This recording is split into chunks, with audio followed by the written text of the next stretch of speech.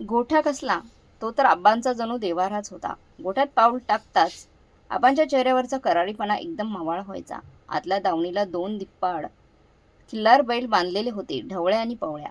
नुसती नावं ऐकली तरी पंचक्रोशीतल्या शेतकऱ्यांच्या छातीत धडधड व्हावी अशी देखणी आणि ताकदवान जोडी. पांढरा शुभ्र रंग, आकाशाकडे रोखलेली बागदार शिंग, मानेवरचा मांसल वाशिंड आणि डोळ्यात एक विलक्षण चमक.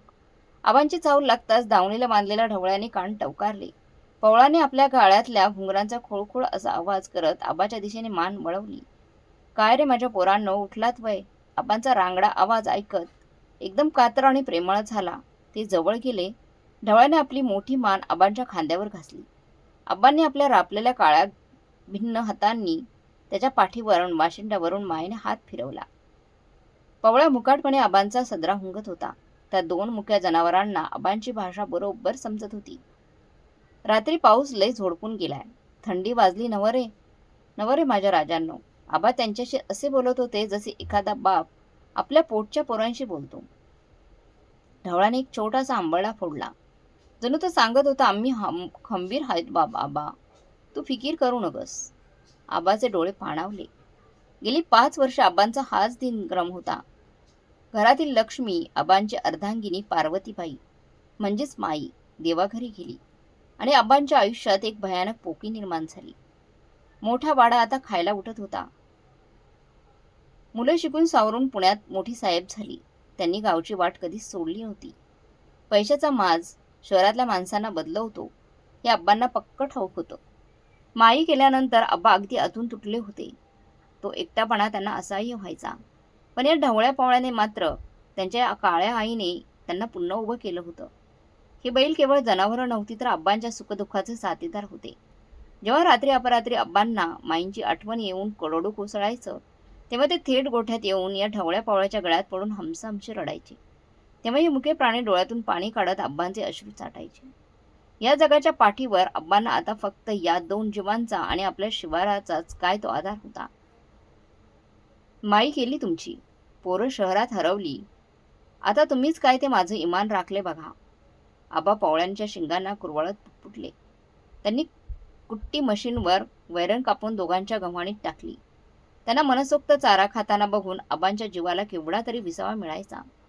आज पावसाळ्याचे दिवस होते. आकाशात काळकट्ट ढगांची दाटी निर्माण झाली होती. मृग नक्षत्राचा पाऊस असा काही कोसळत होता की विचारता सोय नाही. 4-5 दिवसांपूर्वीपासून सूर्याचं दर्शनच झालं नव्हतं. जमीन अगदी पाण्याने डबडबली होती. आबा गोठ्यातून बाहेर आले आणि त्यांनी शिवाराकडे नजर टाकली. शेतातला एक मोठा बांध पावसामुळे खचायला आला होता. तिथे पाण्याचा मोठा लोंढा तुंबला होता. जर तो बांध फुटला असता तर खालच्या बाजूच्या उभ्या पिकात पाणी शिरून सगळं पीक आडवं झालं असतं. मला शिवारात जायलाच पाहिजे. तो बांध आत्ताच ट्रॅक्टर लावून बांधून काढला पाहिजे, नाहीतर काळ्या आईचं नुकसान होणार. आबा स्वतःशीच पुटपुटले. त्यांनी ट्रॅक्टरची चावी काढली. एरवी असली कामं आबांनी ढवळ्या पवळ्याला जंपून एका फटक्यात केली असतं. पण आज चिखल लय होता. बैल चिखलात रुतले असते. त्यांच्या पायाला ताण पडला असता. माझ्या पोराने या चिखलात नाही झुकणार म्या. ट्रॅक्टर आहे ना, तोच नेतो. आबांनी बैलाच्या दिशेने बघून मनातल्या मनात ठरवलं. तुम्ही इथंच थांबा लेकांनो, मी आलोच बांधाचं काम उरकून. असं म्हणत आबांनी जुन्या महिंद्रा ट्रॅक्टरला सेल्फ मारला. डगडग डगडग करत ट्रॅक्टर सुरू झाला. आबांनी ट्रॅक्टर थेट शिवाराच्या दिशेने घातला. पाऊस पुन्हा जोराने सुरू झाला. अंगावर बोचऱ्या वाऱ्याचे आणि पावसाचे थेंब चापकासारखे वाजत होते. पण आब्बा डगमगले नाही. शेतात पोहोचल्यावर त्यांनी पाहिलं की परिस्थिती खूपच बिकट होती. चिखल गुडघ्या एवढा झाला होता आणि बांधाचा एक मोठा हिस्सा ढासाळू लागला होता. आबांनी ट्रॅक्टर थेट त्या चिखलात घातला. त्यांना ट्रॅक्टरच्या ब्लेडने माती लोटून बांधाला आधार द्यायचा होता. पण निसर्गाच्या मनात आज काही वेगळंच होतं. ज्या उतारून आबा ट्रॅक्टर खाली घेत होते ती जागा पावसामुळे अत्यंत निसरडी झाली होती. ट्रॅक्टरची मागील महाकाय चाकं चिखलात रुतली आणि एकाएकी त्यांनी आपली पकड सोडली. आबाने ब्रेक दाबण्याचा आटोकाट प्रयत्न केला, पण 2 टनाचा तो लोखंडी राक्षस ट्रॅक्टर आता आबांच्या नियंत्रणाबाहेर गेला होता. ट्रॅक्टर वेगाने उतारावून घसरू लागला. अरे देवा! आबाच्या तोंडातून शब्द बाहेर पडतो न पडतो तोच ट्रॅक्टरने एका मोठ्या दगडाला धडक दिली आणि तो भयानक वेगाने एका बाजूला कलंडला. कडकडत करत ट्रॅक्टर उलटला. आबांना स्वतःला सावरण्याची कसलीही संधी मिळाली नाही. ती सीटवरून बाहेर फेकले गेले, पण त्याच वेळी ट्रॅक्टरचा मागचा एक जड लोखंडी भाग आणि चाक त्यांच्या डाव्या पायावर आणि बरगड्यांवर आदळला. एक भयंकर मोठा आवाज झाला आणि त्यानंतर सगळीकडे फक्त पावसाची आणि इंजिनच्या घरघरीची शांतता पसरली. आबा चिखलात रक्ताच्या थारोळ्यात पडले होते. त्यांचा डावा पाय पूर्णपणे चिरडला गेला होता. बरगड्यांमधून असह्य वेदनांची एक सनक थेट मेंदूपर्यंत गेली. काळ्या आईच्या कुशीत आबाचं रक्त मिसळत होतं. पावसाचे थेंब त्यांच्या चेहऱ्यावर पडत होते. आबांची नजर हळूहळू धुसर होऊ लागली. डोळे पांढरे पडू लागले. श्वास कोंडू लागला. मिटणाऱ्या पापण्यांमधून त्यांना फक्त आपला वाडा आणि गोठा अंधुकसा दिसत होता. तिकडे वाड्यात गोठ्यात दावणीला बांधलेले ठेवळे आणि पवळ्याला जणू काहीतरी भयानक अघटित घडल्याची चाहूल लागली. प्राण्यांना मृत्यूचा वास माणसापेक्षा आधी येतो. अचानक ढवळ्याने दावणीला असा काही हिसका दिला की खुंटाच हादरला. पवळ्याचे डोळे विस्फारले गेले. दोघांनीही कासावीस होऊन आकाशाकडे तोंड केलं आणि पावसाच्या त्या भयावह शांततेला चिरत एक काळजाचा थरकाप उडवणारा, अत्यंत अर्थ आणि वेदनेने भरलेला हंबरडा फोडला. तो हंबरडा फक्त बैलांचा नव्हता. तो एका कुटुंबाचा, एका नात्याचा आणि काळ्या मातीच्या काळजाचा टोक होता.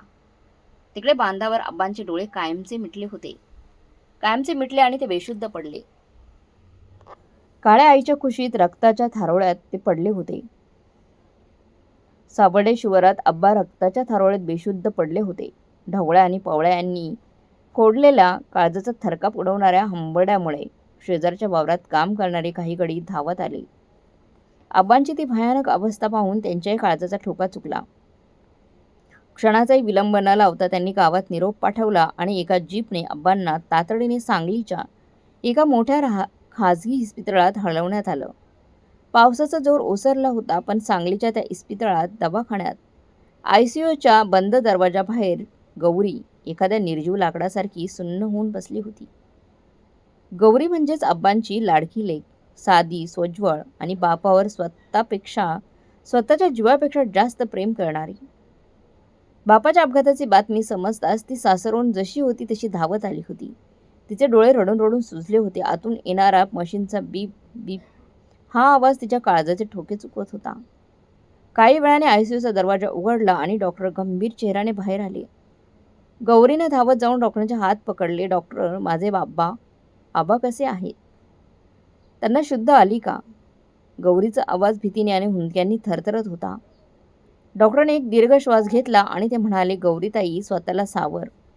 आनंदरावांची अवस्था खूपच नाजूक आहे. ट्रॅक्टर उलटल्यामुळे त्यांच्या बरगड्या तुटल्यात. डावा पाय पूर्णपणे चिरडला गेलाय. पण सर्वात मोठी चिंतेची बाब म्हणजे त्यांच्या मेंदूला खूप खोलवर मार लागलाय. खूप रक्तस्राव झाल्यामुळे ते कोमात गेलेत. कोमात म्हणजे काय डॉक्टर? गौरीच्या तर पायाखालची जमीन सरकली. म्हणजे ती जिवंत आहे, त्यांचा श्वास चालू आहे, पण त्यांचा मेंदू झोपलेल्या अवस्थेत आहे. कधी ते शुद्धीवर येतील, 2 दिवसात, 2 महिन्यात की 2 वर्षात, हे आत्ताच कुणीही काहीही सांगू शकत नाही. वैद्यकीय भाषेत सांगायचं तर त्यांच्या जगण्याची शाश्वती आता केवळ मशीनवर आणि नशिबावर अवलंबून आहे. डॉक्टराचे ते शब्द गौरीच्या कानावर आदळले आणि ती तिथेच जमिनीवर कोसळली. माझ्या आबांना वाचवा डॉक्टर, माझ्या काळ्या आईचा धनी असा कसा झोपून राहील? ती मटकन खाली बसून हमसहमशी रडू लागली. दुसऱ्या दिवशी दुपारीच्या वेळेस इस्पितळाच्या आवारात एक पांढरी शुभ्र मोठी गाडी येऊन थांबली. त्यातून विक्रम खाली उतरला. आबांचा मोठा मुलगा. अंगावर महागडे इस्त्रीचे कपडे, डोळ्यावर काळा चष्मा, कानात ब्ल्यूटूथ आणि चेहऱ्यावर एक विचित्र प्रकारचा कोरडेपणा. पुण्यात आपला खूप मोठा कन्स्ट्रक्शनचा बिझनेस आहे असा तो गावात आव आणायचा, पण वास्तवात मात्र त्याचा कोणताही धंदा उरलाच नव्हता. शेअर मार्केट आणि जुगाराच्या नादात तो कर्जाच्या अथांग खाईत बुडाला होता. सावकारांचे आणि गुंडाचे तगादे त्याच्या मागे लागले होते. बापाच्या अपघाताची बातमी ऐकून तो धावत आला होता. तो बापाच्या प्रेमापोटी नाही, तर त्याला या संकटात आपल्या कर्जातून मुक्त होण्याची एक नामी संधी दिसत होती. तो इस्पितळात आला. आत जाऊन त्याने आबांना काचेतून पाहिले. आबांच्या अंगाला लागलेल्या नळ्या, डोक्याला बांधलेली रक्ताळलेली पट्टी पाहून त्याच्या डोळ्यात एकही थेंबही आला नाही. त्याने डॉक्टरांशी अत्यंत व्यावसायिक पद्धतीने चर्चा केली. किती खर्च येईल? उठण्याचे चान्सेस किती आहेत? मशीनवर किती दिवस ठेवायचं हे त्याचे प्रश्न ऐकून डॉक्टरांनाही आश्चर्य वाटलं. थोड्या वेळाने विक्रम गौरीकडे आला. गौरी भावाच्या गळ्यात पडून रडेल असे तिला वाटले होते. पण विक्रमच्या चेहऱ्यावरचा निर्विकार भाव पाहून तीही थबकली. गौरी बाहेर चल, मला तुझ्याशी महत्वाचं बोलायचंय, विक्रम अत्यंत कोरड्या आणि थंड आवाजात म्हणाला. दोघे इस्पितळाच्या बाहेरच्या एका शांत बाकावर येऊन बसले. गौरी पदराने डोळे पुसत होती. विक्रमने खिशातून सिगारेट काढली आणि इस्पितळाचा परिसर पाहून त्यांनी ती परत खिशात कोंबली. गौरी, प्रॅक्टिकली विचार कर, मी आत्ताच डॉक्टरांशी बोललोय. आबा आता पुन्हा कधीच उठणार नाही. कोमातून माणसं परत येत नसतात आणि आले तर ते अपंग होऊन बिछाण्यावरच पडून राहतील. विक्रम शब्दांची धार न बोथाट करता बोलत होता. दादा, तू काय बोलतेस तू हे? ते आपले आब्बा आहेत, देव माणूस आहे तो. ते नक्की उठतील. काळ्या आईची हाक ऐकून ते उठतील. गौरीचा आवाज चिडक्या आणि रडक्या स्वरात बाहेर पडला. काळी आई? कसली काळी आई? आणि कसलं काय? विक्रमने चिडून उत्तर दिलं. तू वेडी झाली आहेस का गौरी? भावनांच्या आरी जाऊन जग चालत नाही. आब्बा आता मशीनवर जिवंत आहेत आणि त्या मशीनचं रोजचं बिल हजारो रुपयांचं येते. गावातली ती शेती आणि आता कोणी पिकवायची? आबा तर गेले आहेत आता कोमात. माझं पुण्यात मोठं काम आहे. मी काय तिथे चिखलात नांगर धरणार आहे का? त्यामुळे मी एक निर्णय घेतलाय. आपण सावेडची ती सगळी जमीन आणि वाडा विकून टाकूया. जमीन विकून टाकूया हे शब्द ऐकताच गौरीला जणू विजेचा झटका बसला. ती झटकन बाकावरून उठून उभी राहिली. तिचे डोळे रागाने लाल भडक झाले होते. काय म्हणाला? जमीन विकायची? दादा, तुझी बुद्धी भ्रष्ट झाली आहे का? आबा आतमध्ये मृत्यूशी झुंज देत आहेत. त्यांचा श्वास अजून चालू आहे आणि तुला त्यांची जमीन विकायची आहे? ती जमीन म्हणजे आबांचा जीव आहे. माई गेल्यावर आबांनी त्या मातीला आणि ढवळ्या पावळ्यालाच आपली पोरं मानलंय आणि तू ती माती विकायला निघालायस. गौरीने आपला संताप व्यक्त करत त्याला कडकडवून विरोध केला. तुम्हाला अक्कल शिकवू नकोस गौरी. विक्रमही आता जागेवर उठला. त्याचा आवाज चढला होता. तुला काय वाटतं, माझ्याकडे पैशांची झाडं लागली आहेत काय? पुण्यात पैशांची झाडं आहेत का? इथं बिल भरायला पैसे नाहीत आणि तुम्हाला शहाणपणा शिकवतीस. ती जमीन आता तशीच पडून राहणार आहे. आबा आता आजारीच झालेले आहेत. मी एका मोठ्या पार्टीशी बोललोय पुण्यातच. ते चांगला भाव द्यायला तयार आहेत. जमीन विकली की आब्बांच्या उपचाराचा खर्च निघेल आणि उरलेले पैसे मी माझ्या बिझनेसमध्ये लावेल. खोटं बोलू नकोस दादा. गौरीचा आवाज आता इस्पितळाच्या भिंतींना धडकत होता. मोठ्याने ती बोलत होती. तुला आब्बांच्या उपचाराची पडलेलीच नाहीये. तुला तुझा स्वार्थ दिसतोय. गावात तुला सगळं समजतंय. पुण्यात तू लोकांची देणी लागतोस. त्या गरजातून बाहेर पडण्यासाठी तुला बापाची जमीन विकायची. अरे, जो बाप स्वतःच्या हाडाचं पाणी करून राबला, ज्याने तुला साहेब बनवण्यासाठी अंगावर फाटके कपडे घातले, त्या बापाच्या मरणाप्राय अवस्थेतच तू असा बाजार मांडणार? तुला लाज कशी वाटत नाही?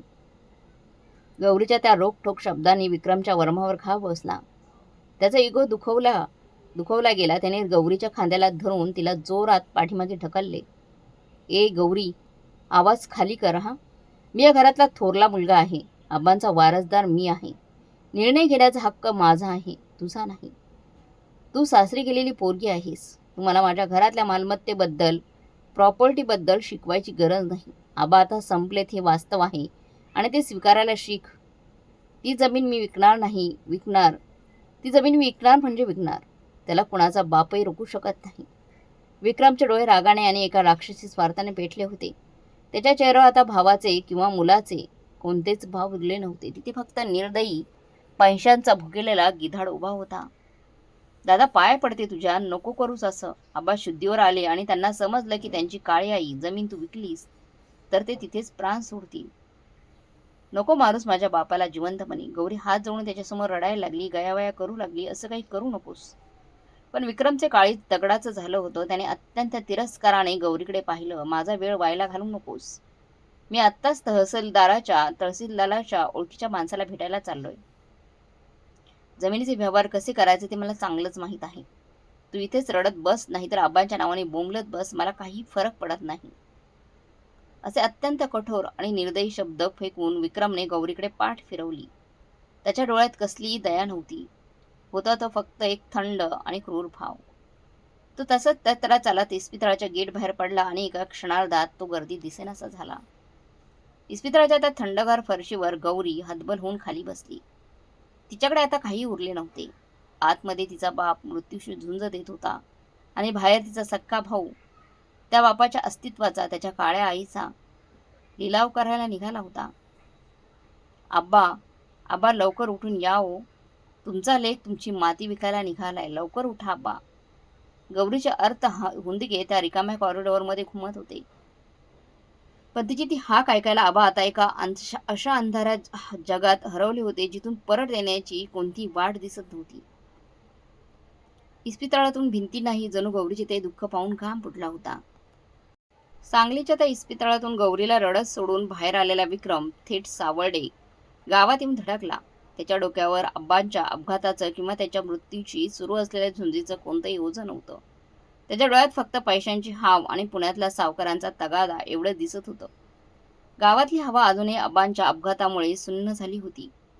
गावकरी आब्बांच्या प्रकृतीची चौकशी करत होते, पण विक्रमने गावात पाऊल ठेवण्यापासून कोणाची धड दोन शब्द बोलले नाही. तो थेट आब्बांच्या त्या भल्या मोठ्या वाड्यात शिरला आणि त्याने आतून वाड्याचा लाकडी दरवाजा लावून घेतला. त्या क्षणापासून त्या वाड्यात जो बाजार मांडला गेला तो पाहताना जणू त्या वाड्याच्या जुन्या भिंती नाही, घाम फुटला होता. आब्बांनी आणि माईंनी आयुष्यभर रक्ताचं पाणी करून ज्या वस्तू जोडल्या होत्या त्या एका क्षणात कवडीमोल भावाने विकल्या जात होत्या. विक्रमने गावातल्या आणि आजूबाजूच्या गावातल्या व्यापाऱ्यांना, भंगारवाल्याला आणि दलालाला बोलावून घेतलं होतं. सगळ्यात आधी त्याने तो अपघातग्रस्त महिंद्रा ट्रॅक्टर एका गॅरेजवाल्याला भंगाराच्या भावात विकून टाकला. त्यानंतर घरातल्या वस्तूंचा नंबर लागला. माईनी जपून ठेवलेली पितळी आणि तांब्याची जुनी भांडी, घागरी, हंडे, देवघरातल्या चांदीच्या मूर्ती, आबांचा जुना सागवानी झोपाळा आणि घरातल्या धान्यांचा कणघ्या, विक्रम सर्व काही निर्दयीपणे विकत होता. पैशांच्या नोटा मोजताना त्याच्या चेहऱ्यावर एक विकृत आनंद दिसत होता. ज्या वाड्यात कधी काळी माईंच्या बांगड्यांचा आणि आबांच्या खड्या आवाचा वावर होता, तो वाडा आता पार रिकामा आणि भकास झाला होता. वाड्याच्या भिंतीवरचा रंग उडालेला वाटत होता, जणू घरातला जिवंतपणा कोणीतरी ओरबडून काढला होता. पण विक्रमचा हाव एवढ्यावरच थांबणारी नव्हती. घराचा लिलाव केल्यानंतर त्याची नजर वळली ती गोठ्याकडे. गोठ्यात दावणीला ढवळे आणि पवळ्या उभे होते. आब्बांना इस्पितळात नेल्यापासून या दोन्ही जीवांनी गव्हाणीतल्या चाऱ्याला तोंडही लावलं नव्हतं. त्यांचे डोळे वाड्याच्या दरवाजाकडे लागले होते. आब्बा कधी येतील आणि आपल्या पाठीवरून हात फिरवून काय रे माझ्या राजांनो म्हणतील याची ती वाट पाहत होते. पण त्यांच्याजवळ आब्बा नाही, तर डोळ्यात स्वार्थ घेऊन विक्रम आला होता. प्राण्याने माणसापेक्षा वाईट प्रवृत्तीचा वास आधी येतो. विक्रम जवळ येताच ढवळ्याने रागाने फुसकारा सोडला आणि आपले शिंग त्याच्या दिशेने रोखले. पवळ्याने दावणीला हिसका दिला, पण विक्रमने सोबत काही कसबाचे लोक आणले होते. याच वेळी वाड्याच्या दारात एका माणसाची एंट्री झाली. तो होता धोंडीबा, शेजारच्या गावाचा एक अत्यंत साधा, प्रामाणिक आणि कष्टाळू शेतकरी. धोंडीबाला आपल्या शेतीसाठी एका मजबूत बैलांची जोडीची गरज होती आणि त्याला कोणीतरी सांगितलं होते की सावर्डेच्या आनंदरावा चव्हाणांच्या गोठ्यात एक नंबरची खिल्लारी जोडी आहे. धोंडीबाने गोठ्यात पाऊल टाकलं आणि ढवळ्या पवळ्याला पाहून तो थबकलाच. पांढरा शुभ्र रंग, छातीचा रुबाब आणि आकाशाला भिडणारी शिंग. अरर, काय ही देखणी जनावर, जणू साक्षात महादेवाचा नंदीच दावणीला बांधलाय. धोंडीबा पुटपुटला. त्याने विक्रमकडे पाहून विचारलं, रामराम पाहुणं, जोडी तर लय भारी आहे, पण आनंदराव आब्बा कुठे आहेत? ते तर या जोडीवर स्वतःच्या पोरांपेक्षा जीव लावतात असं ऐकून हाय म्या, ते कसे काय तयार झाले या राजांना विकायला? धोंडीबाच्या या प्रश्नावर विक्रमच्या चेहऱ्यावर एक रेषीव हल्ली नाही. त्याने अत्यंत थंड आणि निर्विकार आवाजात असं काही खोटं सांगितलं जे ऐकून खुद्द काळ्या आईलाही भेगा पडल्या असत्या. आब्बा वारले. विक्रम डोळ्यात धूळ फेकत होता. कालच इस्पितळात त्यांनी प्राण सोडला. ट्रॅक्टरचा अपघात लय भयंकर होता. आता मागे घरात कुणीच नाही, मित्र पुण्यात असतो. ही जनावरं इथे उपाशी मारण्यापेक्षा एखाद्या चांगल्या शेतकऱ्याला दिलेली बरी म्हणून विकायला काढल्यात. बाबो, आब्बा वारली? देवा देवा, काय हा अनर्थ! धोंडीबाने आकाशाकडे हात जोडले. त्याला आबांच्या मृत्यूची बातमी ऐकून खूप दुःख झालं. पाहुणा, तुम्ही काय काळजी करू नका. आब्बांचे हे जीव म्या माझ्या लेकरांसारखा सांभाळीन. धोंडीबाच्या डोळ्यात पाणी आलं होतं. त्याने लगेच विक्रमने सांगितलेली रक्कम त्याच्या हातावर ठेवली आणि तो बैलांची दावण सोडायला पुढे गेला. पण इथून पुढे जो प्रसंग घडला तो पाहताना स्वर्गातून देवाच्याही डोळ्यात पाणी आलं असतं. धोंडीबाने जसा ढवळ्याच्या गळ्यातला कासरा दोरी सोडली तसं ढवळ्या जागेवर एक इंचही हलला नाही. त्याने आपले पुढचे दोन्ही पाय गोठ्याच्या चिखलात असे काही घट्ट रोवले होते, जणू तो मातीला सांगत होता, आई, मला या आबांच्या वाड्यातून बाहेर काढू नकोस. धोंडीबाच्या प्रेमाने ओढण्याचा प्रयत्न केला, पण ढवळ्या बदला नाही. तिकडे पोवळ्याने जोरात हंबरडा फोडायला सुरुवात केली. तो हंबरडा इतका अर्थ आणि हृदय पिळवटून टाकणारा होता की आजूबाजूच्या झाडांवरच पक्षी भडकून उडून गेले. चला रे राजांनो, आता तुमचा धनी, तुमचा आब्बा राहिला नाही. माझ्यावर तरी उपकार करा. धोंडीबा गयावया करत त्यांना ओढत होता. पण बैल जागचे हालेनात. ते गोठ्यातून बाहेर यायला तयार नव्हते. त्या मुक्या जीवांना समजत होतं की आता आपण इथून गेलो तर पुन्हा कधीच या दावणीला परत येऊ शकणार नाही, परतून येणार नाही. त्यांना आबाची वाट पाहायची होती. विक्रमचा रागाचा पारा चढला. त्याने कोपऱ्यात पडलेली एक जाडजूड बांबूची काठी हातात घेतली आणि तो निर्दयपणे ढवळ्या आणि पवळ्याच्या पाठीवर सपासप वार करू लागला, जेणेकरून ते निघून जातील. सट सट काठीचे फटके बैलांच्या पाठीवर बसत होते. धोंडीबा ओढत होता, अरे पाहुणा, मारू नका, मुक्या जीवाला मारू नका, म्या नेतो त्यांना. पण विक्रम थांबत नव्हता. निघका नाही तिथून, मरोद्यात साल्यांनो. तो दात ओठ खात काठी मारत होता. त्या काठीच्या मारामुळे नाही तर आब्बांच्या घरातून होत असलेल्या या हक्कलपट्टीमुळे ढवळे आणि पवळ्या पूर्णपणे खचले होते. त्यांनी देखील निमूटपणे मान खाली घातली. जेव्हा ते घोट्यातून बाहेर पडायला लागले तेव्हा पवळ्याने वाड्याच्या बंद दरवाजाकडे वळून पाहिलं. त्या मुक्या जीवांच्या मोठ्या आणि काळ्याभोर डोळ्यातून खळाखळ अश्रू वाहत होते. गालावर ओघळणारे ते पांढरट अश्रू गोठ्यातल्या मातीत मिसळत होते. आबा, कुठे गेलात तुम्ही? हा तुमचा लेक आम्हाला बाहेर काढतोय. या हो आब्बा धावून, असा अर्थ टाकवते त्यांच्या डोळ्यातून आणि हंबारड्यातून फोडत होते. वाड्याबाहेरचे काही गावकरी हे दृश्य डोळ्यात पाणी आणून पाहत होते, पण कुणाची विक्रमला अडवण्याची हिंमत नव्हती, कारण कायद्याने तोच आता मालक होता. ढवळ्या आणि पवळ्या रडत अडखळत धोंडीबासोबत गावाच्या वेशीबाहेर गेली. त्यांची नजर शेवटपर्यंत आब्बाच्या वाड्याकडेच फिरलेली होती. आता वाड्यात कोणीही उरलं नव्हतं. विक्रम पैशांची बॅग घेऊन स्वतःच्या गाडीत बसला आणि पुण्याच्या दिशेने निघून गेला. सगळीकडे एक भयान आणि जीवघेणी शांतता पसरलेली होती. आबांचा तो प्रशस्त वाडा आता स्मशानासारखा भासत होता. आतून सर्व वस्तू लुटल्या गेल्या होत्या. पण सर्वात भयंकर अवस्था त्या गोठ्याची झाली होती. ज्या गोठ्यात नेहमी गळ्यातील घुंगरांची खोळखोळ आवाज, जनावरांच्या श्वासांची ऊब आणि आब्बाच्या प्रेमाचे शब्द घुमायचे, तो गोठा आता पार भकास झाला होता. दावणीचा लाकडी खुंट तसाच पडून होता, पण त्याला बांधायला आता कोणी उरलं नव्हतं. गव्हाणीत कापून ठेवलेल्या वैरण तशीच सुकत चालली होती. जमिनीवर ढवळ्या पवळ्यांच्या पायांचे ठसे आणि त्यांचे सांडलेले अश्रू मात्र तळे साचल्यासारखी दिसत होती. आबांच्या अस्तित्वाची आणि त्यांच्या प्रेमाची साक्ष देणारा तो गोठा आता फक्त एक निर्जीव, भकास आणि रिकामी जागा बनून राहिला होता. जणू त्या गोठ्याचाही श्वास गुदमरला होता. तब्बल 2.5 महिने, 75 दिवसांची ती भयंकर काळोख्या रात्र. सांगलीच्या त्या इस्पितळातील आयसीयूच्या बंदच खोलीत फक्त एक मशीनचा बीप बीप असा कंटाळवाणा आवाज घुमत होता. मृत्यूच्या दारात उभे असलेल्या आनंदराव चव्हाणांच्या आब्बांच्या शरीरात आज अचानक एक पुसटशी हालचाल झाली. त्यांच्या डोळ्यांच्या जड झालेल्या पापण्या हळूहळू थरथरल्या. वरती ट्यूबलाईटचा पांढरा शुभ्र आणि डोळे दिपवणारा प्रकाश होता. आब्बांनी अत्यंत कष्टाने डोळे उघडले. त्यांचा घसा संपूर्णपणे कोरडा पडला होता.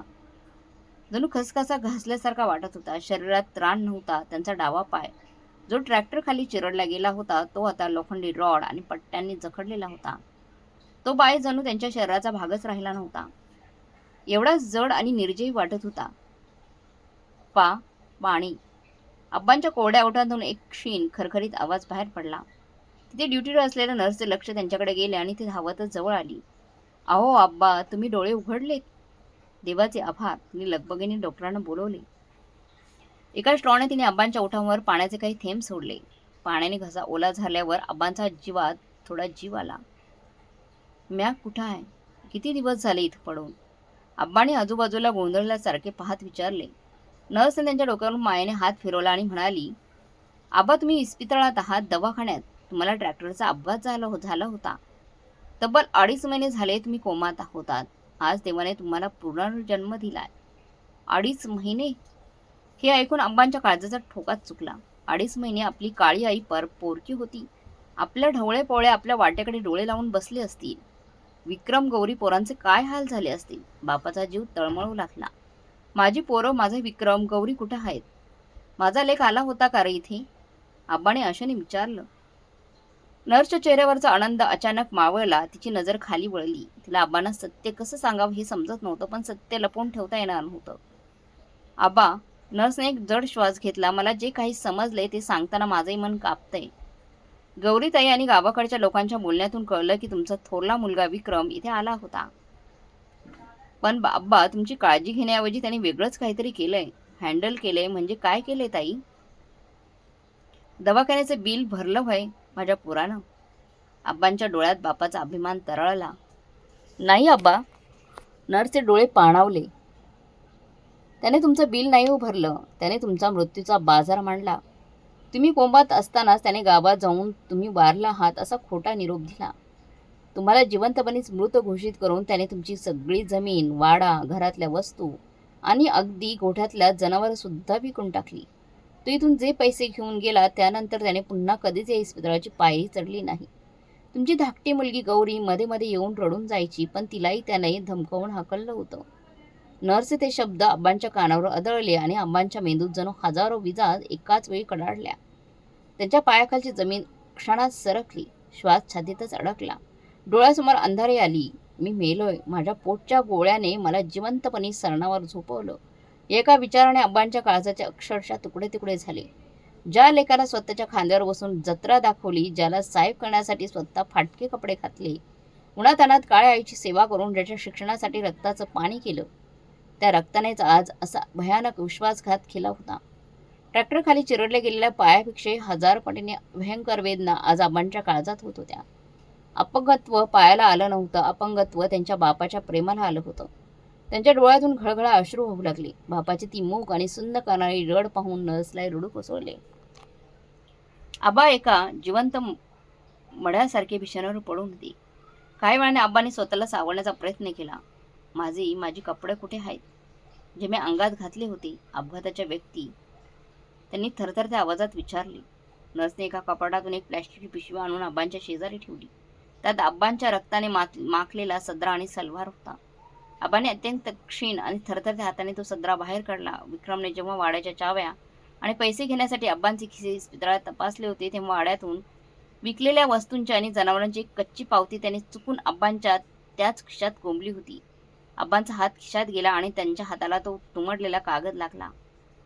त्यांनी तो कागद उघडला. त्यावर लिहिलं होतं, ढवळ्या पवळ्या बैलांची जोडी विकली, घेणारा धोंडीबा पाटील, शेजारचं गाव, मोबाईल नंबर. ढवळ्या पवळ्या हे नाव वाचताच आबांच्या काळजाचा कालवा कालव झाली.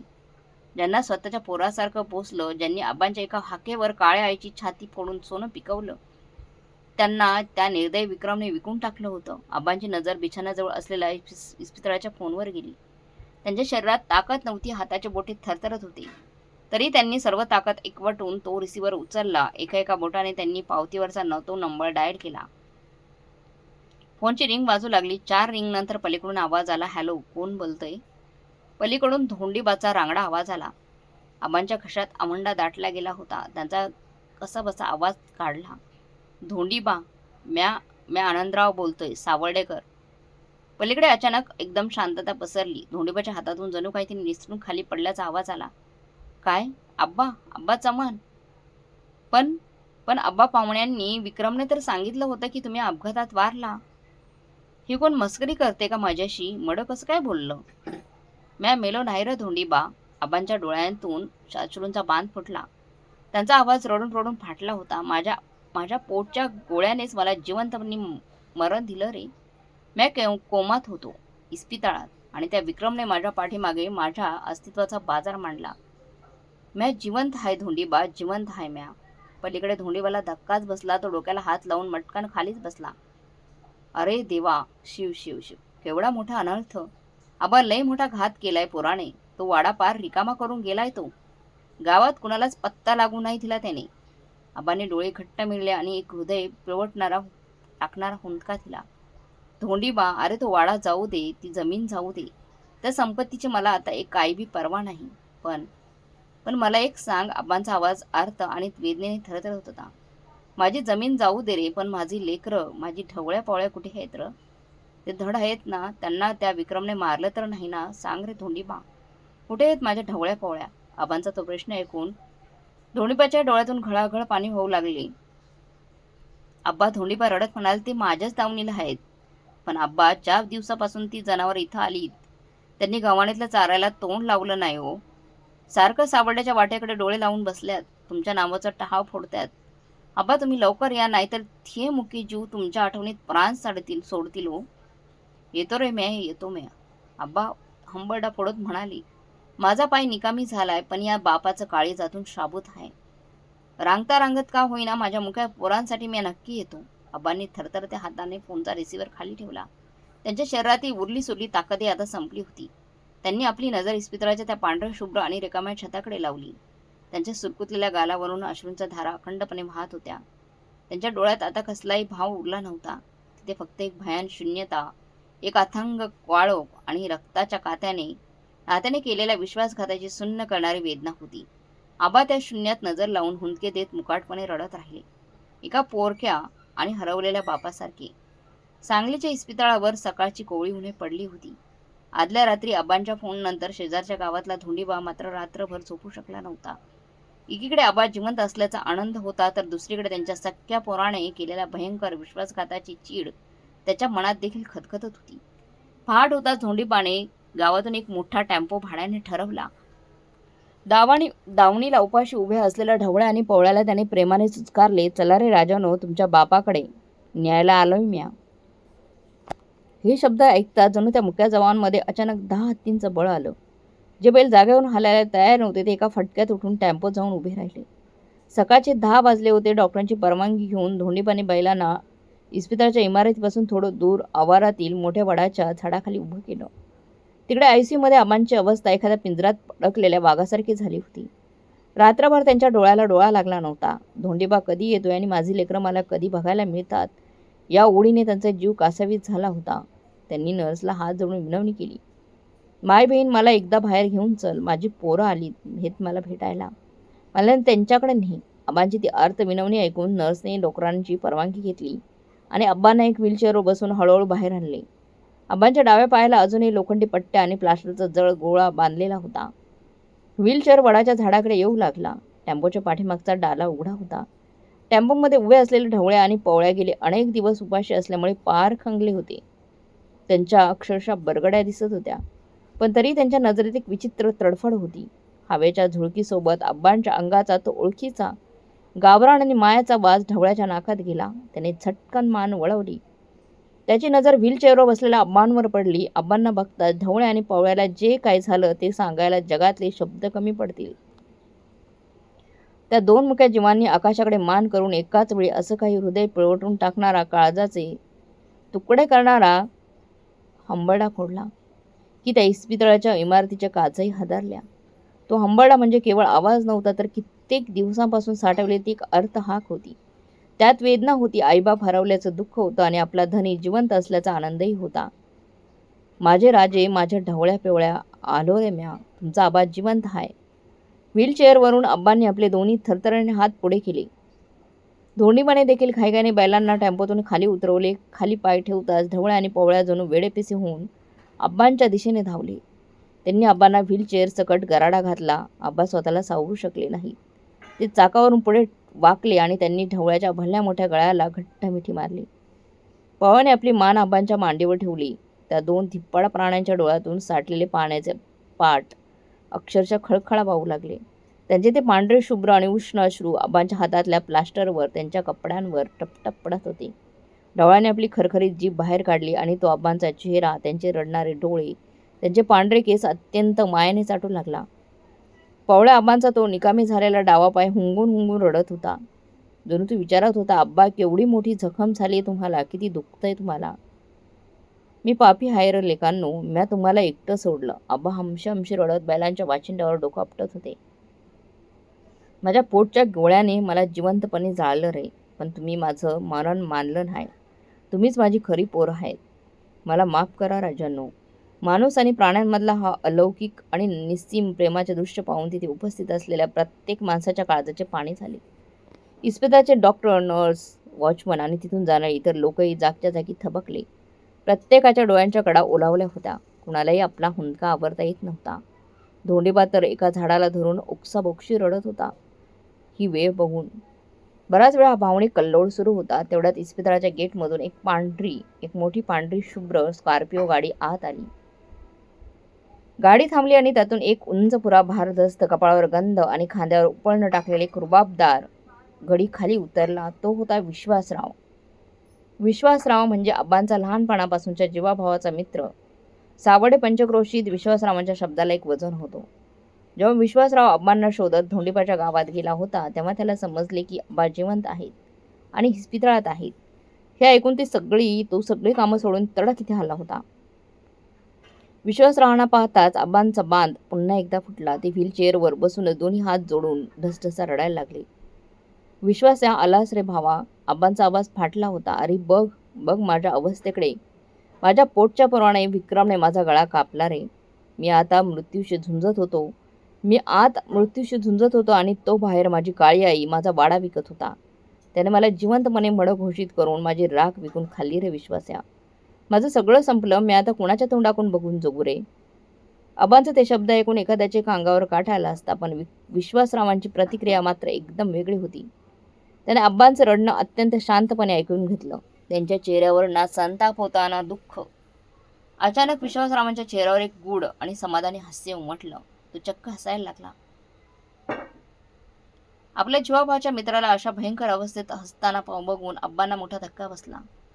ते रडता थांबले आणि डोळे विसरून त्याच्याकडे पाहू लागले. काय झालं रे विश्वास्या.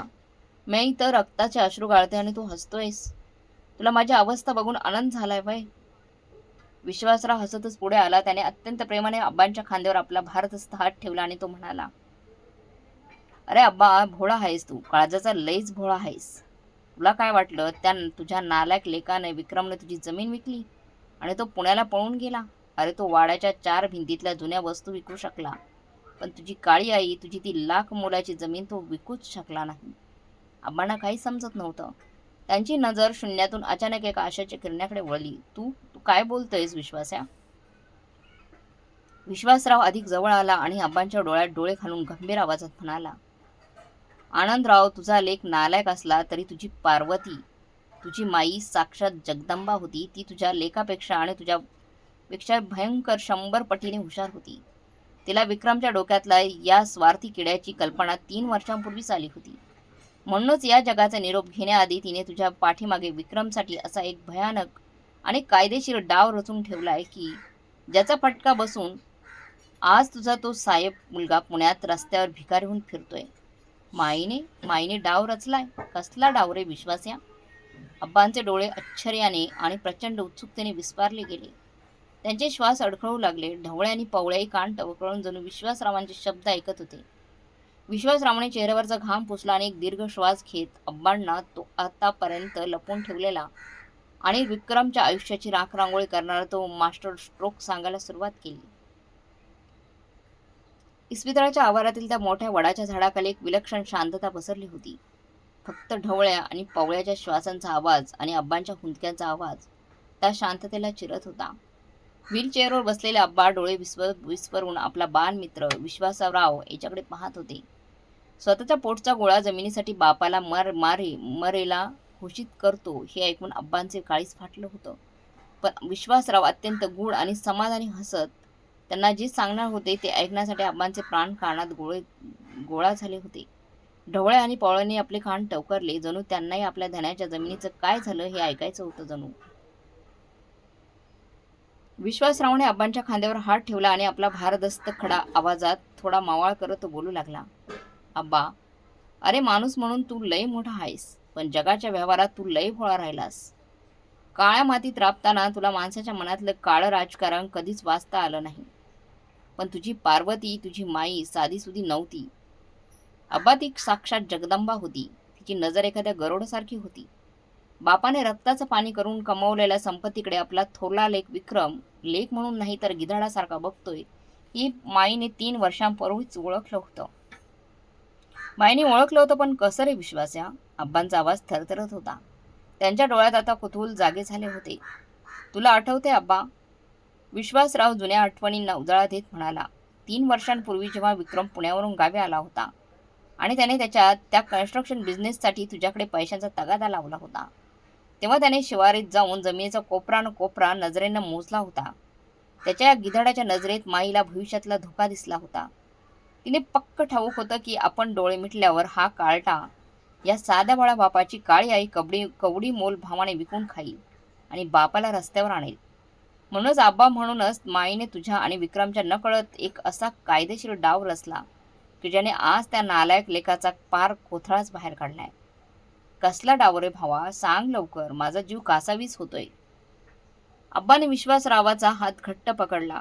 अरे आबा, तुला आठवतंय का बघ, 3 वर्षांपूर्वी माई तुला माझ्यासोबत तहसील कचेरीत घेऊन गेली होती. तेव्हा तिने तुला सांगितलं होते की शेतीच्या कर्जाच्या एका कागदावर सही करायची. तू आपल्या बायकोच्या शब्दावर डोळे झाकून विश्वास ठेवला आणि त्या स्टॅम्प पेपरवर निमूटपणे अंगठ्याने सह्या ठोकल्या. पण आनंदराव, ते साधे कागद नव्हते, ते एक बक्षीसपत्र, गिफ्ट डीड होतं. बक्षीसपत्र कुणाच्या नावावर? अब्बांचा श्वास छातीतच अडकला. तुझ्या त्या लाडक्या नातीच्या नावावर. आब्बा, गौरीचा चिमुकली सई, जिच्या बोबड्या बोलांवर तू तुझा जीव ओवाळून टाकतोस, जी शिवारात आल्यावर तुझा पाठीवर घोसून बसून घोडा खेळते, त्या चिमुकलीच्या सईच्या नावावर तुझी सगळी शेती, तो सावड्याचा वाडा आणि काळी आई माईने बक्षीसपत्र म्हणून करून ठेवली. आज त्या जमिनीची खरी मालकीन ती 7 वर्षांची सई आहे, तुझा तो पुण्याचा साहेब लेख नाही. हे शब्द ऐकताच आबांच्या अंगावर अक्षरशः सरसरून काटा आला. त्यांच्या डोळ्यातून वाहणाऱ्या दुःखांची अश्रूंची जागा आता एका प्रचंड आनंदाने घेतली आणि माईच्या अभिमानाने घेतली. पण विश्वासराव एवढ्यावरच थांबला नाही. त्याने हसत हसत पुढे सांगायला सुरुवात केली. आणि नुसती नावावर नाही केली आब्बा, माईने त्या सातबाराच्या इतर हक्कात असा एक कडक कायदेशीर शेरा क्लॉज मारून ठेवलाय की जोवर आनंदराव चव्हाण हयात आहे तोवर या जमिनीचा 1 इंचभर तुकडाही कुणालाही विकता येणार नाही, घाण ठेवता येणार नाही आणि या जमिनीचे सर्व उत्पन्न फक्त आणि फक्त आनंदरावांच्याच मालकीचे राहतील. अरे, तुझा जीव या मातीत आहे हे तुझ्या बायकोला पक्क ठाऊक होतं. तू कोमात होताच आब्बा, पण माईच्या त्या एका कागदाने तुझी काळी आई सुरक्षित ठेवली. माई, माझी माई, धन्य आहे माझी माऊली. आबांनी आकाशाकडे पाहत दोन्ही हात जोडले. त्यांच्या डोळ्यातून कृतज्ञतेचे अश्रू घळाघळ वाहू लागले. ढवळ्याने आनंदाने मान डोलावली, जणू त्यालाही माईची ती हुशारी समजली असावी. पण विश्वास मग त्या विक्रमचं काय झालं रे? तो तर इथून वाडा रिकामा करून जमीन विकायला गेला होता ना? आब्बांनी आता उत्सुकतेने विचारलं. हा प्रश्न ऐकताच विसराळांच्या चेहऱ्यावर एक अजब समाधान पसरले. त्याने मिशीवर ताव मारत तो तहसील कचेरीतील प्रसंग डोळ्यासमोर उभा केला. अरे आबा, तो प्रसंग तर बघण्यासारखा होता. ऐक, तू इथे मृत्यूच्या दारात कोमात पडला होतास आणि तो तुझा सुपुत्र विक्रम पुण्यातल्या एका बड्या बिल्डरला घेऊन रुबाबात व्यवहाराची चौकशी करायला कचेरीत पोहोचला. साल्याने जमिनीचा सौदा आधीच पक्का केला होता. तो बिल्डर मर्सिडीज गाडीतून खाली उतरला. त्याच्या हातात पैशांची भरलेली भली मोठी बॅग होती. विक्रम अगदी ताठ मानाने कॉलर उडत आतल्या कार्यालयात गेला. बिल्डरने तिथल्या कर्मचाऱ्याला विचारलं, साहेब, हे आनंदराव चव्हाणांचे सुपुत्र आहेत. याचे वडील कालच वारले. त्यांनी सावळीची सगळी जमीन मला विकली आहे. तुम्ही फक्त 7/12 माझ्या नावावर करायचा प्रोसेस सुरू करा. बिल्डरचा रुबाब आणि विक्रमचा तो माज बघून कर्मचाऱ्यांनी शांतपणे आपला लॅपटॉप उघडला. त्याने सावळ्याचा गावचा गट नंबर टाकला आणि ऑनलाईन 7/12 काढला. 7/12 वाजताच त्या कर्मचाऱ्याने चष्मा खाली घेतला आणि बिल्डरकडे बघत म्हणाला, अहो साहेब, कुणाची जमीन आणि कुणाला विकताय? ही जमीन आनंदराव चव्हाणांची नाहीच मुळी. हे ऐकून विक्रमच्या पायाखालची जमीनच सरकली. अहो, काय बोलताय साहेब? मी त्यांचा थोडला मुलगा आहे. तो 7/12 माझ्या बापाच्याच नावावर आहे. विक्रम ओरडला. नोंदणी कार्यालयातील कर्मचाऱ्याने आणि तलाठ्याने 7/12ची नोंदी तपासल्या. मग कर्मचाऱ्याने स्क्रीन बिल्डरकडे वळवली आणि ठणकावून सांगितलं, हे बघा, ही जमीन 3 वर्षांपूर्वीच आनंदराव चव्हाणांनी त्यांची नात कुमारी सई हिच्या नावावर बक्षीसपत्र करून दिली आहे आणि याच्यात इतर हक्कात स्पष्ट शेरा आहे की आनंदराव हयात असेपर्यंत ही जमीन कोणालाही विकता येणार नाही. विक्रमचा चेहरा तर पार पांढरा फडक पडला होता. त्याला घाम फुटला. तो अडकळत म्हणाला, पण साहेब, माझे वडील कालच वारले ना, मग आता मी वारसदार आहे. तेवढा तिथे उभे असलेल्या वकिलाने विक्रमची उरली सुरली अब्रू वेशीवर टांगली. अरे मूर्खा, वकील म्हणाला, वडील वारले तरी जमीन ज्याच्या नावावर बक्षीसपत्र झाली आहे त्याची मालकीन म्हणजे सईची राहते.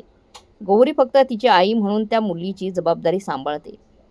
तुझ्या या जमिनीवर कायद्याने एक पैशाचाही हक्क नाही. हे ऐकताच त्या पुण्याच्या बिल्डरचा पारा सटकला. त्याने सर्वांसमोर भर कचेरीत विक्रमची कॉलर पकडली आणि सनकन त्याच्या थोबाडीत भडकवली. कचेरीतला सगळा स्टाफ आणि भगवे गोळा झाले. भिकाऱ्या, तू मला फसवतोयस. तुझ्या नावावर 1 गुंठा जमीन नाही आणि तू मला करोडोंची स्वप्न दाखवतोयस. माझा वेळ आणि पैसा वायला घालवलास. बिल्डरने विक्रमला अक्षरशः लाथ मारून केबिन बाहेर काढले आणि शिव्या घालत तो तिथून निघून गेला. विश्वासराव हसत हसत पुढे सांगत होता, अरे अब्बा, तुझ्या त्या साहेबाची जी काही फजिती झाली ती पाहून गावाला तर हसू फुटलंच, पण वर बसून माईने त्याला जोडे मारले असतील, ज्याच्याकडे तो पैशांसाठी गेला होता. त्या बिल्डरनेच त्याच्या पुण्याकडची सगळी इज्जत, त्याचा खोटा रुबाब एका क्षणात धुळीत मिळाला. विक्रम तिथेच तहसील कचेरीच्या पायरीवर डोक्याला हात मारून हुंदके देत रडत बसला होता. त्याचा डाव पूर्णपणे उधळला गेला होता. आब्बा माईच्या एका कागदाने त्याला रस्त्यावरचा भिकारी बनवलं होतं. हा सगळा प्रसंग ऐकून आब्बांच्या चेहऱ्यावरचे दुःख कुठल्या कुठे पळून गेले. त्यांच्या रापलेल्या चेहऱ्यावर एक प्रचंड मोठे समाधानाचे हसू उमटले. छाती अभिमानाने फुलून आली. माई, माझी माई. आब्बाचे ओठ थरथरत होते. त्यांनी दोन्ही हात ढवळ्या आणि पवळ्याच्या डोक्यावर ठेवले. ऐकलत रे माझ्या राजानो, तुमची आई जिंकली रे. त्या विक्रमने वाड्यातली मडकी विकली असतील, पण माझी काळी आई आणि तुम्हासनी पोचणारा माझा शिवार तो विकू शकला नाही. माझी जमीन वाचलं रे विश्वासा, माझी माय वाचली. आबा व्हीलचेअरवर बसल्या बसल्या आकाशाकडे पाहून आनंदाने रडू लागले. विश्वासरावाने देखील आबांना घट्ट मिठी मारली. धोंडीबा तर आनंदाने ढवळ्या गळ्यात पडून नाचू लागला होता. इस्पितळाच्या त्या आवारात एक भयंकर दुःखाचे मळप दूर होऊन आता एक न्यायाचे आणि समाधानाचे सोनेरी किरण पसरले होते. माईने दाखवलेल्या त्या दूरदृष्टी आणि कायदेशीर मास्टर स्ट्रोकने केवळ जमीनच वाचवली नव्हती, तर एका शेतकरी बापाचा स्वाभिमानही जिवंत ठेवला होता. इस्पितळातून सुट्टी मिळून आबासाहेब सावाडे गावात परतले. तो दिवस गावासाठी जणू दिवाळीचाच होता. आबा जिवंत आहेत ही बातमी वाऱ्यासारखी पंचक्रोशीत पसरली होती. विश्वासरावांच्या गाडीतून जेव्हा आबा गावात आले तेव्हा वेशीवरच लोकांनी त्यांची गाडी अडवली. बायकांनी आबांना ओवाळलं, पण आबांचे डोळे मात्र आपल्या वाड्याकडे लागले होते. गाडी वाड्याच्या दारात येऊन थांबली. आबा हातातली कोपड्यांचा आधार घेत गाडीतून खाली उतरले. त्यांचा डावा पाय अजूनही अधू होता, पण चालण्यात तो रांगडा रुबाब मात्र तसाच होता. त्यांनी वाड्याच्या त्या भल्या मोठ्या लाकडी दरवाजाला हात लावला आणि ते आत शिरले. आतलं दृश्य पाहून कोणत्याही माणसाचं काळीज फाटलं असतं. तो प्रशस्त वाडा पूर्णपणे रिकामा होता. देवघरातल्या मूर्तीपासून ते माईच्या जुन्या संदुकापर्यंत विक्रमने सगळं काही विकून खाल्लं होतं. भिंतीवर फक्त जुन्या फोटोंची चौकोनी खुणा उरल्या होत्या. आब्बांचा जुना सागवानी झोपाळा जिथे असायचा तिथे आता फक्त 2 रिकामे कडे लटकत होते. पण विशेष म्हणजे आज आब्बांच्या चेहऱ्यावर दुःख किंवा भीती नव्हती. त्यांच्या डोळ्यात एक विलक्षण शांतता आणि समाधान होतं. वाडा रिकामा झाला असला तरी त्यांची काळी आई, त्यांची जमीन सुरक्षित होती. ज्या जमिनीवर त्यांनी आयुष्यभर घाम गाळला होता ती जमीन माईंच्या दूरदृष्टीमुळे वाचली होती.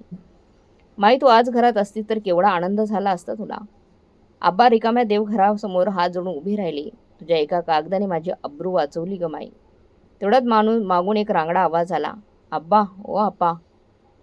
आब्बाने मागे वळून पाहिलं. धोंडीबा आणि त्याच्यासोबत ढवळ्या पावळ्या उभे होते. धोंडीबाने बैलांना थेट वाड्यात आणलं होतं. ये रे धोंडीबा, ये. माझ्या राजांना आत आण. आब्बांचा आवाज एकदम कातर झाला. धोंडीबाने बैलांना गोठ्यातल्या त्यांच्या जुन्या दावणीला नेऊन बांधलं. बैलांनी दावणीला बांधताच आनंदाने हुंगायला सुरुवात केली. त्यांनी गोठ्यातली माती उकरून जणू आपला आनंद व्यक्त केला. आबा कुबड्या टेकत गोठ्यात आले आणि त्यांनी दोघांच्या पाठीवरून प्रेमाने हात फिरवला. धोंडीबा, तू लई मोठं उपकार केलंस माझ्यावर. माझ्या पोरांना तू जिवंत ठेवलंस. सांग, किती पैसे देऊ तुला मी या दोघांचे.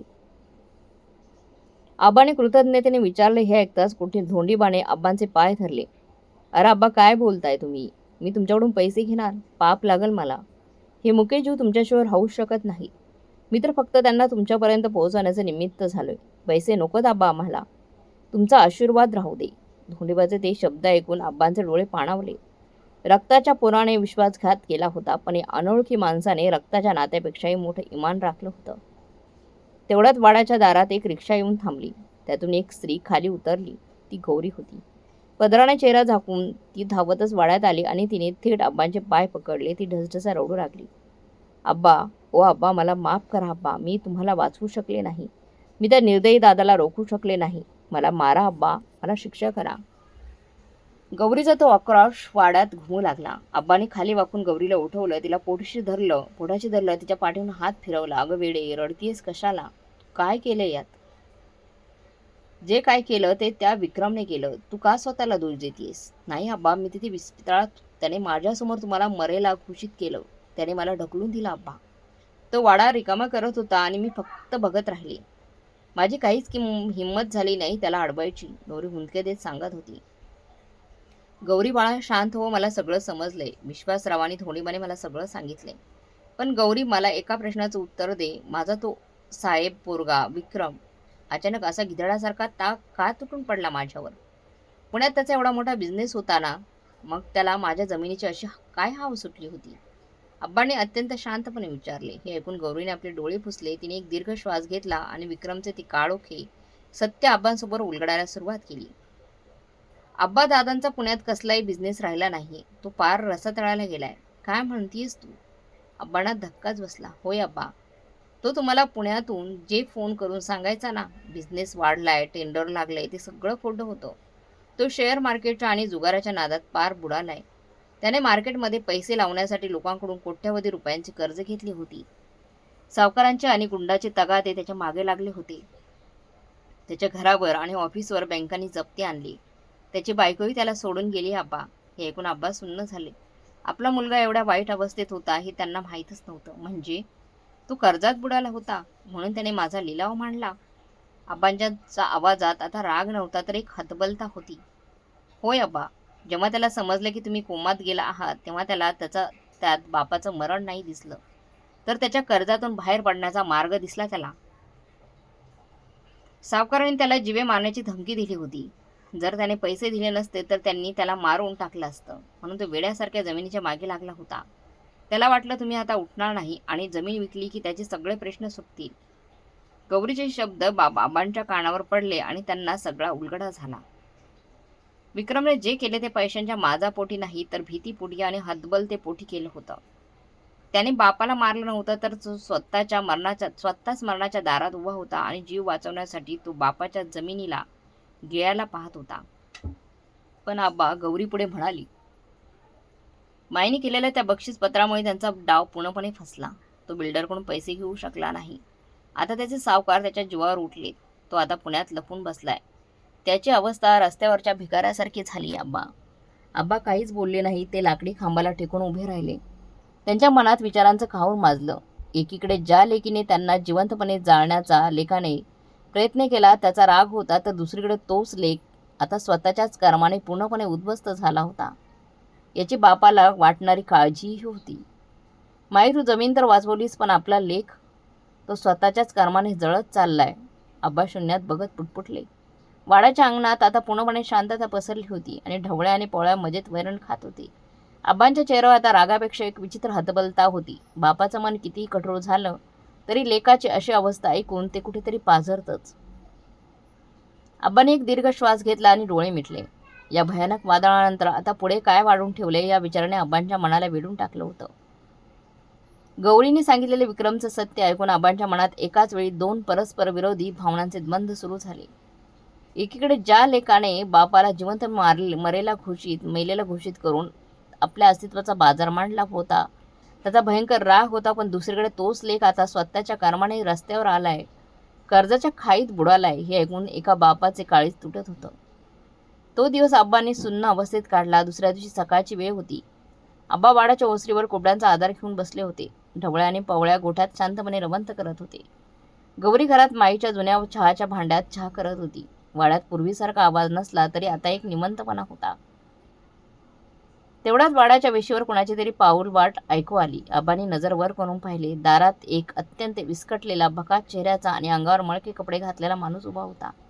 त्याचे केस विस्कटलेले होते, डोळे लाल भटकाने सुजलेले होते आणि अंगावर एखाद्या भिकारासारखा अवकळा आली होती. तर दुसरा कोणी नसून पुण्यातला तो रुबाबदार साहेब मुलगा विक्रम होता. विक्रमची ती अवस्था पाहून आब्बांच्या काळजाचा ठोका चुकला. ज्या विक्रमने त्या वाड्यातून निघताना डोळ्यांच्या काळा चष्मा आणि अंगावर इस्त्रीचे कपडे घातले होते, तोच विक्रम आज अक्षरशः भिकाऱ्यासारख्या बापाच्या दारात उभा होता. विक्रमने आब्बांना पाहिलं आणि त्यांचे ओठ थरथरायला लागले. त्यांच्या डोळ्यातून खळाखळा अश्रू वाहू लागले. तो लडखडत्या पावलाने पुढे आला आणि थेट आब्बांच्या पायांवर कोसळला. "अब्बा, ओ अब्बा, मला माफ करा. अब्बा, मैं पापी हाय. मैं राक्षस आहे अब्बा. मला मारा, लाथा घाला. पण मला इथून हाकलून देऊ नका हो." विक्रम आब्बांचे पाय घट्ट पकडून हमसमशी रडत होता. त्याचा तो आक्रोश इतका भयंकर होता की घरातून गौरी धावत बाहेर आली आणि दादाची ती अवस्था पाहून थबकली. आबा जागेवरून अजिबात हलले नाही. त्यांच्या चेहऱ्यावरचा करारीपणा तसाच होता. त्यांनी आपला पाय विक्रमच्या हातातून सोडवून घेतला. "उठ, उठ, उभा राहा विक्रम." आबांच्या आवाजात अत्यंत थंड पण धारदार होता. "अरे, ज्या बापाला तू 2.5 महिन्यांपूर्वीच कोमात असताना मारून टाकले, त्याच्या पाया पडायला आता तू कशाला आलायस? मड्याच्या पाया पडायची पद्धत आमच्यात नाही." हे शब्द विक्रमच्या काळजाला बाणासारखे लागले. तो अक्षरशः रडत म्हणाला, "अब्बा, तसं नाही हो. माझी बुद्धी भ्रष्ट झाली होती. मी पुण्यात जुगारात आणि शेअर मार्केटमध्ये कोट्यवधी रुपयाला हरलो. सावकारांनी माझे कपडे फाडले, मला मारहाण केली. माझी बायको मला सोडून गेली. मला काहीच मार्ग दिसत नव्हता आबा, आणि त्यात तुमचा अपघात झाला. मला वाटलं आता तुम्ही कधीच उठणार नाही. माझ्या जीवाची भीती मला खात होती. मी स्वतःचा जीव वाचवण्यासाठी तुमची काळी आई विकायला निघालो होतो आप्पा. मी स्वार्थी झालो होतो. मी अंध झालो होतो." विक्रम दोन्ही हात जोडून जमिनीवर नाक घासत आबांची माफी मागत होता. "आईने केलेलं ते बक्षीसपत्र मी पाहिलं आणि माझे डोळे उघडले आबा. माईने मला माझ्या लायकीची जागा दाखवून दिली. आज माझ्याजवळ काही उरलं नाही. मी पुण्यातून पळून आलोय. सावकार मला मारून टाकतील आबा. मी तुमचा लेक आहे ना. मला तुमच्या पायाशी थोडी जागा द्या आबा." आबाने एक दीर्घ श्वास घेतला. त्यांच्या डोळ्यात आता पाणी दाटून आलं होतं. त्यांनी कुबड्यांपर्यंत आधार घेत स्वतःला सावरले आणि विक्रमकडे बघून अत्यंत खंबीर आणि तितक्याच वेदनेने भरलेल्या आवाजात म्हणाले, "विक्रम, तू जुगारात पैसे हरलास, कर्जबाजारी झालास, हे तुझं नशीब आणि तुझं कर्म. कर्जबाजारी होणं हा काही गुन्हा नाही. माणूस चुकतच असतो. अरे, जर तू पुण्यातून पळून इथे आला असतास आणि मला सत्य सगळं सांगितलं असतं तर मी या ढवळ्या पवळ्याला काय, पण स्वतःच्या रक्ताचं एक एक थेंब विकून तुझी कर्ज फेडली असते रे." अब्बांचा आवाज आता कातर झाला होता, पण त्यातला राग अजून शांत झाला नव्हता. "पण तू तसं केलं नाहीस. तू कर्ज फेडण्यासाठी जो मार्ग निवडलास ना, तो मार्ग नीचपणाचा होता. तू तुझ्या बापाला जिवंतपणेच मेलेला घोषित केलंस. तू या जगवाड्याचा, माझ्या अस्तित्वाचा आणि या मुक्या लेकरांचा लिलाव मांडलास.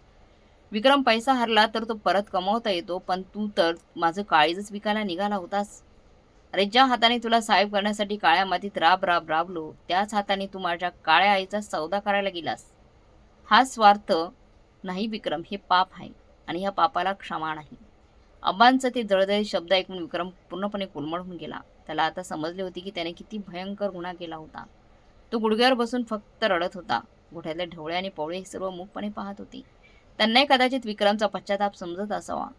पवळ्याने एक छोटासा आंबरडा फोडला. जणू तो आब्बांना सांगत होता, "अब्बा, लेक चुकलाय, पण तो तुमचाच आहे.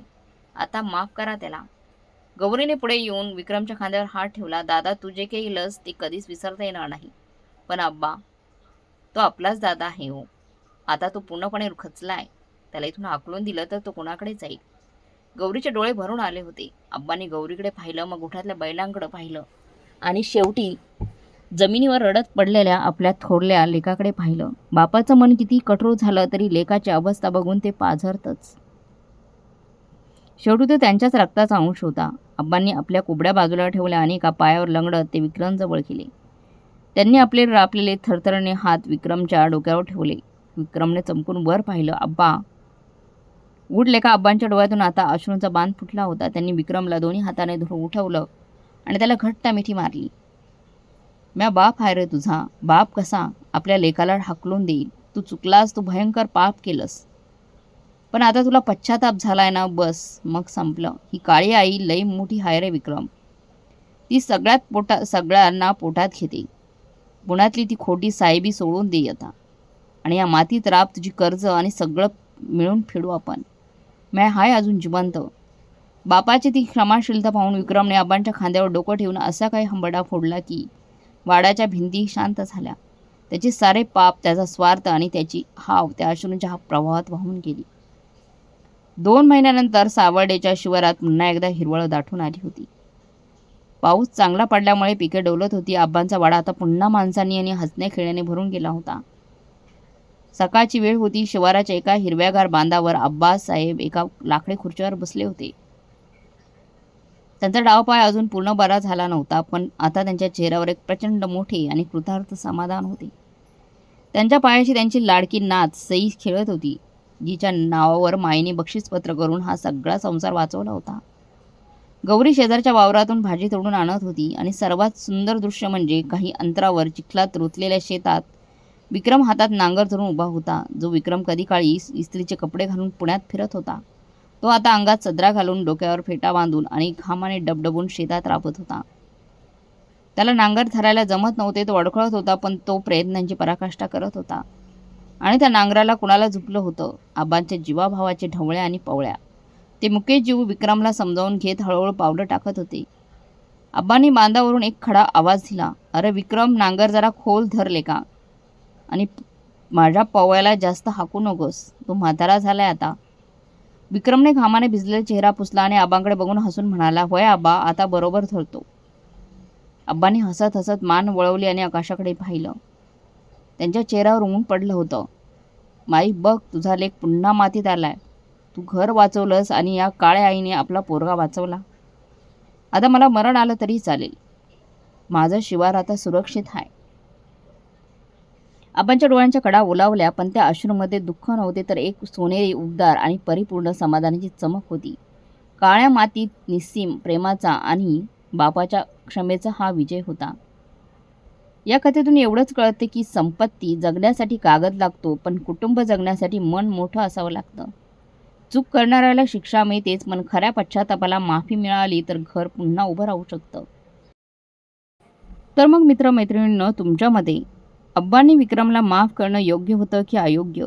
तुमचं मत कमेंटमध्ये नक्की सांगा. आणि आजची ही कथा, वेगळी कथा, ढवळ्या पवळ्याची कथा तुम्हाला कशी वाटली कमेंट बॉक्समध्ये नक्की कळवा. कथा चांगली वाटली असेल तर लाईक, शेअर, सबस्क्राईब नक्की करा. भेटूया पुढच्या कथेत. तोपर्यंत धन्यवाद.